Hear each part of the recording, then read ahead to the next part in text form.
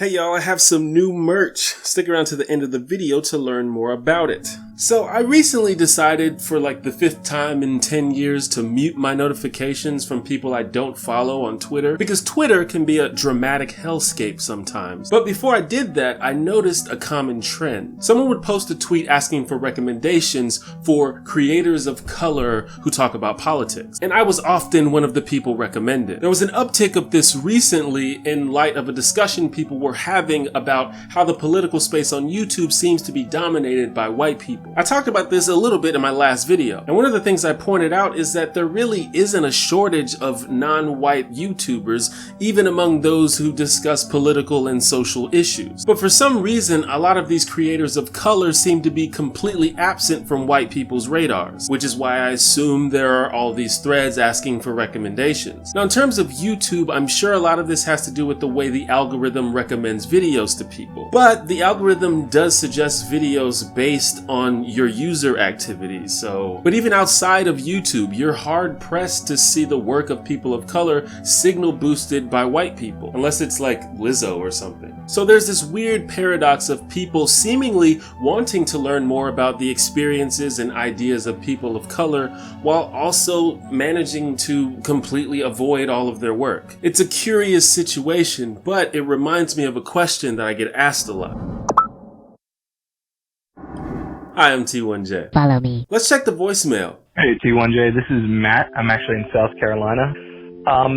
As a white guy who used to be very much in the anti-feminist, anti-SJW sphere, I'm kind of curious, where do I even begin in looking for resources to sort of expand my knowledge about sort of the struggles faced by marginalized groups and stuff like that? I think a lot of white folks who are trying to be, more of an ally, could do with a primer on where to start, educating themselves on these issues.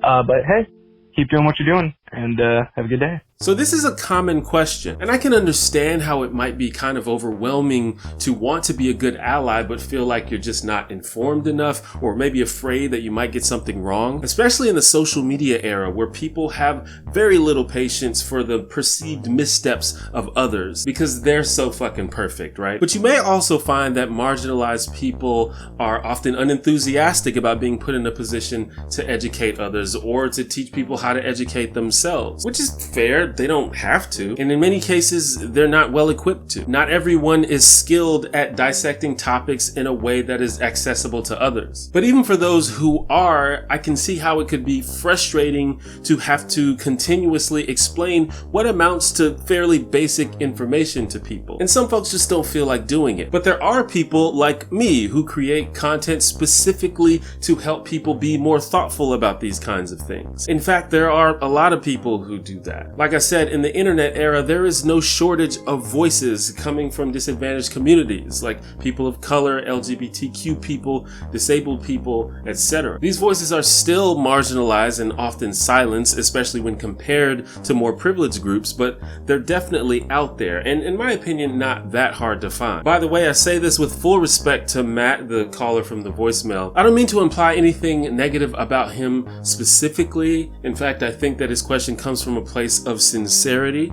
I'm just using his question as a launching point for a broader conversation. So take black people, for example. I get a lot of questions like Matt's where people want to know how they can learn more about the black experience and how to relate to black people more effectively. Well, the easiest way to learn about black people is to listen to black people. And the same goes for any group, really. Now, some folks understand this to some extent, I think, which is why they keep tweeting at people for suggestions of POC creators. But it's interesting how often that when people are asking for these suggestions, they're asking other white people. And I know this because, as I said, I'm often tagged. And also sometimes I search myself on Reddit. Don't judge me. It's common for people to ask for these suggestions from either public figures, their own followers, or the members of a community they're a part of. And don't get me wrong, I've had people ask me for suggestions as well, like our friend Matt from the voicemail, especially after I talked about it in my last video. But I get the sense that the people giving these suggestions are often, if not usually, other white people. And to some extent, this is kind of a circular problem. They very well can't ask people of color for suggestions if they don't know where to find them in the first place. But again, some of y'all are pulling a Sandra Bullock. What do you mean my memes aren't fresh? And I'm not saying it's bad for white people to suggest content from people of color, but it's hard not to see this as people searching for content that has essentially been pre-approved by other white people, whether consciously or not. I talked in my last video about how my channel seems to be white people approved, which I think is why I'm one of the people who gets suggested so often. But limiting your exposure only to those black voices which have been deemed palatable by white people really only gives you a fractured view of the black experience. It's a start, and it's valid and you should take it seriously, but there's so much more. So really there's an important first step for anyone that's trying to learn more about the experiences of marginalized groups. Stop asking other people to do the work for you. Fun fact, Google is free. I think Googling things is underrated. Of course, not every result you stumble upon is going to be useful or constructive. I am an Oreo cookie. White on the inside, black on the outside. Isn't that amazing? Yikes. But again, stop being lazy. Do some reading, save some bookmarks, compare your sources, see what adds up and see what doesn't. Figure it out. So I wanted to try something here to sort of give an example of what I'm talking about. And I want to stress that this is not the only thing you should do if you're interested in learning more about marginalized groups or about anything, but it's a good place to start and there's really no reason not to do it. But just to make it as genuine as possible, I wanted to try an aspect of it that I'm less familiar with. So I actually get to learn some things too while I'm making this video about how you can learn some things. So one aspect that I am personally less familiar with is learning more about the plight of Native Americans. There's certain things that I've learned just incidentally, but I've never intentionally looked into those kinds of issues, and I'd like to know more about it. Another thing that I think that I'm gonna have to keep in mind is that there are natives that aren't Americans, so you maybe just saying natives is just better so you don't slip up, because the term Native American just kind of flows in my head because I'm so used to it. I wouldn't want to meet a native from, say, Canada and still say Native American. So maybe I should get used to saying native, which seems to be more preferred anyway. Now say I wanted to learn more about the plight of natives in America. Again, we can make a starting point just by Googling it. This may seem silly, but let's just try Googling and see what happens.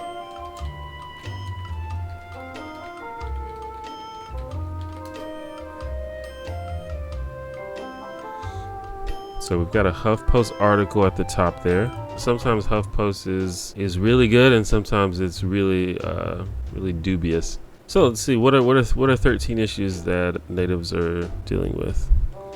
I do like when articles give you things to click on. Native Americans face issues of mass incarceration and policing. I didn't even know that. Native peoples are disproportionately affected by mass incarceration. In states with significant Native populations, Native Americans are widely overrepresented in the criminal justice system. In South Dakota, for example, Native Americans make up 9% of the total population, but 29% of the prison population. 29%! That's a lot of people.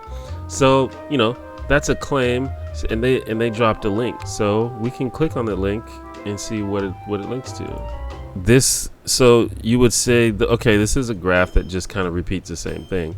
If you really wanted to fact check it, you want to go to the actual study that they're citing. So I don't know much about this site. This site is called prisonpolicy.org. But yeah, so that's something that you might want to do. So this is sort of the results of their study. And that's just South Dakota, but that's still wild. In Alaska, that's 38% of the prison population. In Hawaii, they're 39%. And if you wanted to fact check all of those things and look at the sources, you could and probably should do that. Native communities are often impoverished and jobless. That's something that we probably could have guessed as racial minorities. The federal government is still stripping Native people of their land. That's something that I want to know more about, actually. Violence against women and children is especially prevalent in Native communities. So, as I could have guessed, it seems that Native Americans deal with a lot of the same social and economic issues that other ethnic minorities deal with. And they have unique issues as well, such as being indigenous to people. They have a claim to a lot of the land, and a lot of the land, even the ones that they have been given sovereignty over, is being taken away from them. So that's an issue that's unique to that group specifically. But whoever wrote that article did a pretty good job of linking to things, so there's a lot of things to click on. Like I said, just don't be lazy. Like, it's very not hard. Just literally type it into Google and click on stuff. Like, really. One thing I am interested in, being a YouTuber, like, I am not familiar, I don't think, of any Native American YouTubers or any Native or indigenous YouTubers at all. So I'll just type in Native American YouTubers. I guess I'll just click this, top 49 native indigenous YouTubers. Suktioma. I literally just clicked this to see if she would say her name. He's got a clip of his family celebrating Thanksgiving Day. And this is interesting because I think a lot of people don't think that Native Americans celebrate Thanksgiving, but some of them do. This is awesome. This person makes wooden stop motion videos. It appears to be in the native language, but it's still really cool. So this is the perfect video for me right now. This is a person who apparently has made a sort of resource to find native YouTubers. So this is kind of exactly what I'm looking for. So this is another video that's just like a list of native YouTubers. So there's a few of these. It kind of reminds me of sort of old school YouTubers where people were just kind of in it just to make videos and stuff. They weren't doing it for money or doing it for fame. They just like making videos and like interacting with the community. And it seems like that's what's going on here, and I really dig it a lot, actually. So I think that literally Google is a great place to start learning about other people and other cultures. And if you're doing an earnest deep dive, you will no doubt find an unlimited amount of things to read, watch, or listen to. I thought it was especially cool that I was able to find a couple of lists of native creators as suggested by other native creators, which is to say lists that haven't been curated by white people. A lot of those channels might feel a little bit out of my wheelhouse. I might not relate to them that much, but that's the point. If I refuse to leave my comfort zone, then I'm limiting how much I can learn. But there's no magic bullet to this kind of thing. People are complicated, and if you want to learn more about them, it's going to take some work. It's also important to acknowledge that no matter how much recon or research you do on a group of people, you will always lack that first-hand experience. So you'll never be able to get the full story. And first-hand experience, in my opinion, is the most significant factor. So Googling is just the tip of the iceberg. Ultimately, you're going to have to actually talk to people who have that first-hand experience. If you don't know a lot about the people in these groups, it's likely that you have a few preconceived ideas about them. And if you don't have any experience with them, then those notions are almost certainly incorrect or incomplete, whether they are good or bad. And the best way to break through that is just to spend time with the people. And I'm not really talking about emailing them questions or inviting them on your podcast. I mean, if you want to do that, feel free to try to do that. But I mean real, ongoing human interactions. Speak with your neighbors and coworkers and classmates. Meet their families, attend their events. Instead of going to karaoke Saturday night and belting out Total Eclipse of the Heart like you usually do, maybe try going to the jazz club where all the old black people hang out. Or go watch a drag show at a gay bar. Attend political events. Go to meetings, join social clubs. Just hang out with people, really. Of course, be respectful. I think that these types of things are usually welcoming to everyone, but it's important to understand that sometimes people in marginalized groups require their own spaces where they feel safe. So like, if you're gonna be weird, then definitely don't go. But if you do, just relax and be nice. And if people are uncomfortable with you being there, just politely leave and try something else. I'm not telling you to ask questions or interview people or even observe. I'm saying just go hang out, interact, be a person in the world outside of your bubble. I believe that forming real relationships with other human beings is the most effective solution to prejudice. And it's really just the best way to learn about other people. And once you do all this, I feel like your main takeaway is gonna be that people are just people. Whether they are black or white or gay or trans or disabled or Jewish or Muslim, whether they are gangsters or religious or sex workers or musicians or athletes, the range of character traits is pretty much the same. People are just people. Some people are awesome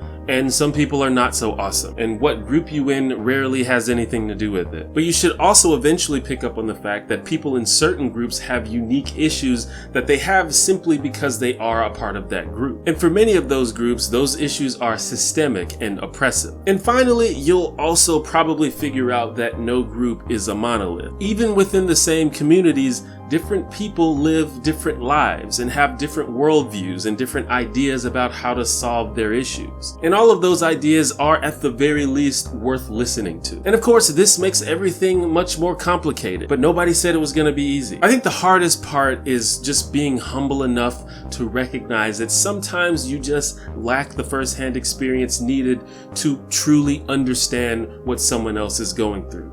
Sometimes you just have to listen and believe. And I know the rational skeptics act like they hate that phrase, but really that's just a basic part of being a compassionate human being. When someone tells you your story, you don't be a dick about it.